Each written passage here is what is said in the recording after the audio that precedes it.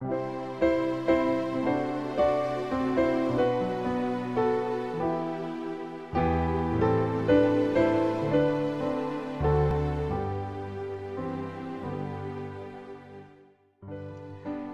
pagi, mari kita mengawali hari ini dengan mendengarkan firman Tuhan bersama dengan Pendeta Glenn Sakul, Gembala Jemaat Yongkwang, Makassar.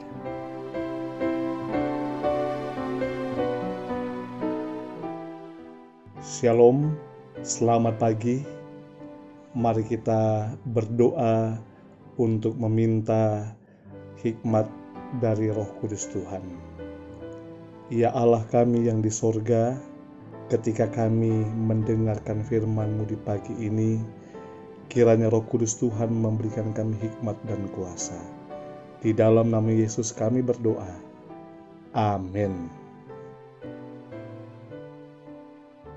Renungan pagi 2 April 2021 dengan judul Pemeliharaan hati dengan tekun penting untuk pertumbuhan dalam anugerah.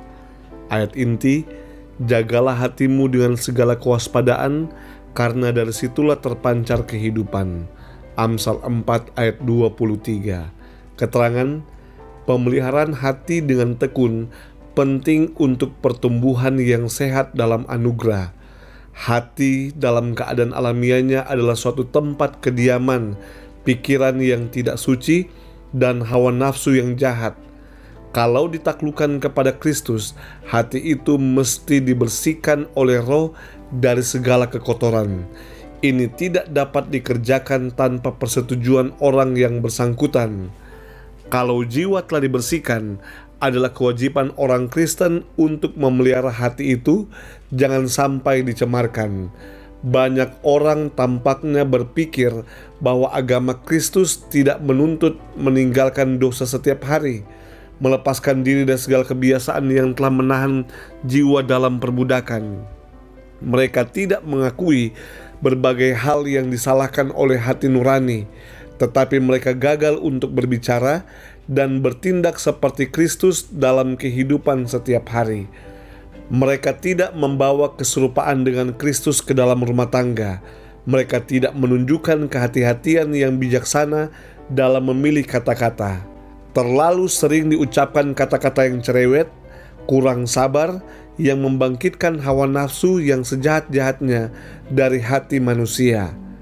Orang-orang yang demikian memerlukan hadirat Kristus yang tetap di dalam jiwa. Hanya dalam kuasanya mereka dapat berhati-hati terhadap perkataan dan perbuatan. Dalam pekerjaan memelihara hati, kita harus selalu berdoa, tidak jemu-jemu memohon bantuan dari tahta anugerah. Orang-orang yang memakai nama Kristen haruslah datang kepada Allah dalam ketekunan dan kerendahan hati, memohonkan pertolongan. Juru Selamat telah menyuruh kita supaya berdoa dengan tiada berkesudahan. Orang Kristen tidak selamanya dalam hidup berdoa, tetapi pikiran dan keinginannya dapat selamanya ditujukan ke atas. Keyakinan pada diri kita sendiri akan lenyap kalau saja kita sedikit berbicara dan lebih banyak berdoa. Kasih sayang haruslah dipusatkan kepada Allah. Renungkanlah kebesarannya, kemurahan dan kemuliaannya. Biarlah kebajikan dan kasih-Nya serta kesempurnaan tabiat-Nya menawan hatimu. Juru Selamat dunia ini suka supaya anak-anak dan orang-orang muda menyerahkan hati mereka kepadanya. Saudaraku yang kekasih, mari kita menjaga hati kita. Mari kita menjaga pemikiran kita dengan cara datang kepadanya melalui doa dan penyerahan.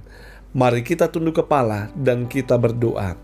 Ya Allah kami yang di sorga, sungguh satu kebaikan dan keajaiban Tuhan yang kami rasakan dalam kehidupan. Hanya oleh karena berkat Tuhan, kami boleh bangun di pagi hari ini. Dan kami menyerahkan hidup kami ke dalam tangan Tuhan. Kiranya Tuhan menyertai kami sepanjang hari, memberikan kami pemeliharaan, memberikan kami perlindungan, memberikan kami kekuatan dan kesehatan. Hari ini kami aman di dalam perlindungan Tuhan. Kami menyerahkan hidup kami hanya ke dalam tangan Tuhan saja. Di dalam nama Yesus kami telah berdoa. Amin.